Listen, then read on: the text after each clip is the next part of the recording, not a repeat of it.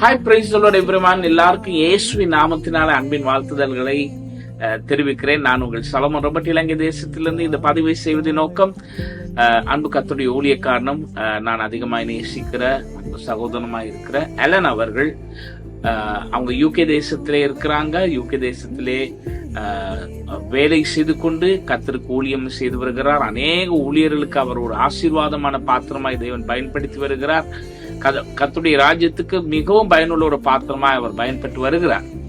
அவர் ஒரு அருமையான பாடலை எழுதி பாடி அவரே இசையமைத்து வெகு விரைவிலே அது வெளிவருகிறது. அதை நீங்கள் வெகு விரைவிலே கேட்க முடியும். அந்த பாடல் சொல்லுகிறது அதிசயமானவர். அந்த பாடலை நான் கேட்டேன். அந்த பாடலின் முதல் வரிகள் சொல்லுகிறது, அதிசயமானவர், அற்புதம் செய்கிறவர், குணமாக்குகிறவர் நம்முடன் இருக்கிறார். நம்மோடு இருக்கிற தேவன் அதிசயமானவர், அற்புதமானவர், நம்மை குணப்படுத்துகிறவராய் இருக்கிறார். நம்முடைய சரீரத்தை மாத்திரமல்ல, நம்முடைய இருதயத்தின் காயங்களை நம்முடைய ஆவியாத்துமாவிலே நமக்கு சுகத்தை தருகிறவராய் இருக்கிறார். இந்த பாடல் தேவனுடைய பிரசன்னத்தை உணரக்கூடியதாக இருந்தது. இந்த பாடலை நான் கேட்ட பொழுது அருமையாக எலன் அவர்களை இதற்கு அருமையாக இசையமைத்திருக்கிறார்கள். இதை நீங்கள் கேட்கும் பொழுது அதை உணர்வீர்கள், தேவனுடைய பிரசன்னத்தை. இந்த பாடலில் இருக்கிற வரிகள் உங்களுக்கு நிச்சயமாக ஊழியம் செய்வதோடு உங்கள் விசுவாசத்தை கட்டியிருப்பதற்கு உதவி செய்யும் என்பதிலே எந்த சந்தேகம் இல்லை.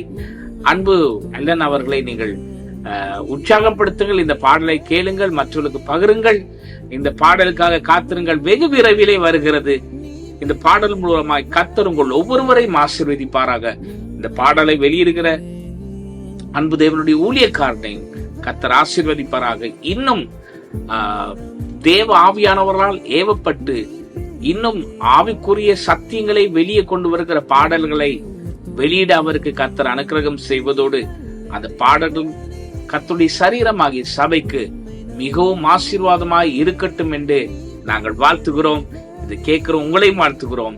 தேவனுடைய விலகாத பிரசன்னம் உங்கள் அனைவரோடு நிலைத்திருப்பதாக. God bless you everyone.